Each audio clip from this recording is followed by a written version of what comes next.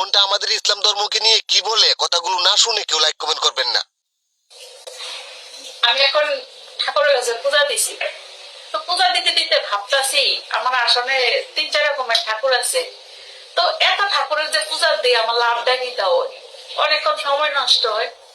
তো পূজা দিতে দিতে ভাবতেছি যে আমি তো হিন্দু, তো আমরা দেশে অনেক ভগবান, অনেক ভগবান। যেমন বছরের শুরুতে গণেশ পূজা ব্যবসা বাণিজ্যের লেগা, তারপরে গাড়ি ঘোড়ার লেগা বিশ্বকর্মা, আনন্দ ফুর্তির লেগা দুর্গা, পড়াশোনার লেগা সরস্বতী, ধন সম্পত্তির লেগা হয়েছে লক্ষ্মী পূজা, তারপরে স্বামীর ভালো স্বামী পাওয়ার লেগে হয়েছে আপনার শিবের পূজা, শনি দশা কারণের লেগে শনি পূজা, বিপদ কাটানোর লেগে বিপদ নাশিনী। তো এরকম ভ্যারাইটিস পূজা তো আসই, হ্যাঁ, ওই ভ্যারাইটিস ভগবানও আছে। তো বিভিন্ন জায়গার ভিতরে এই পূজা, এই মেলা, সেই পূজা, সেই মেলা, সেই উৎসব, বছরের শুরুতে বছরের শেষে কোনো না কিছু থাকে।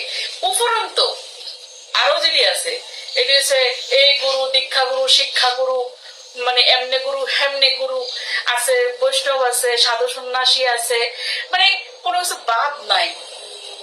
এরপরেও এত কিছুর পরেও সব ভগবানের, সব সাধু সন্ন্যাসী, সব বৈষ্ণবের যত রকমের চাহিদা আছে পাবলিক পূরণ করে কোনো না কোনো ভাবে, কিন্তু এরপরেও আমরা দুঃখ শেষ হইতেছে না।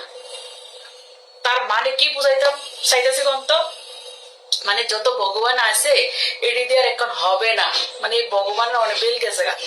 এখন আমরা যে ধরনের দুঃখ, এই ধরনের ভগবান লাগবো।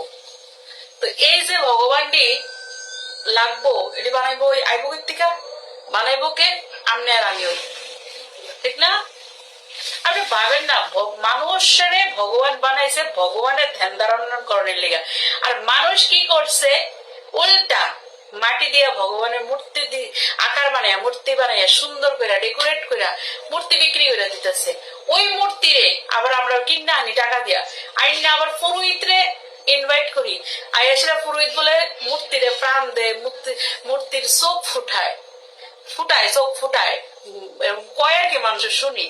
তো পুরোহিত তো আমার মতো আপনার মতো মানুষ, বেটা কেমনে মূর্তিরে প্রাণ দিব, বেটা কেমনে চোখ ফুটাইবো, একটু ভাবলে কেমন লাগে না? এটি তো আমি বানাইছি, আপনি বানাইছেন মাটি দিয়া, এটির ভিতরে মানুষের মূর্তি বানাইছে, আবার মানুষ ওই প্রাণ দিব, কেমন না ব্যাপারটা? মানুষের কি সে ক্ষমতা আছে প্রাণ দেওয়ার মতো?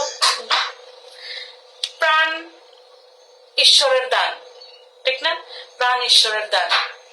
মানুষের পেটে মানুষের বাচ্চা হইব, সেই মানুষ যদি সুস্থ সবল থাকে তবে তার চোখও ফুটবো, নাকও ফুটবো, সবই ফুটবো।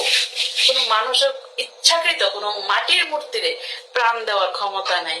মানুষ জানি না কেন এই সংস্কার গুলো সমাজের মধ্যে তুলে ধরতেছে, বা আগের দিকে আছে এটি, প্রাচীন কাল থেকে আছে এটি, মানুষ আমরা ফলো করছি, আগের মানুষও ফলো করে, আমরাও ফলো করতেছি, হয়তো আগামী প্রজন্ম, এরপরের জন্ম, সব জন্মই ফলো করব। কারণ কিছু কিছু জিনিস আমরা চেঞ্জ করতে পারতাম না, কোনো সময় পারতাম না চেঞ্জ করতে, তো এটা আমরা অবলম্বন করতে হবে, মাইনা নিতে লাগবো, এটি করতে লাগবো, ঠিক না? এটা পাশাপাশি দেখেন যারা মুসলিম তারা একটাই ভগবান আল্লাহ, যারা চাং মাং ফাং করে এরা একটাই ভগবান বুদ্ধদেব, তারা মানে। আর যারা খ্রিস্টান তারা যীশু খ্রিস্টই মানে। কিন্তু এই হিন্দু বাঙালি হেরার অনেক ভগবান, এই এতটি যে ভগবান আছে এটি দিয়েও হইতেছে না, আমার আরো ভগবান লাগে। এমন কোন ভগবান আসেনি যার কাছে প্রার্থনা করলে আমার সব দুঃখ মোচন হইব? থাকলে আমারে একটু জানাইও।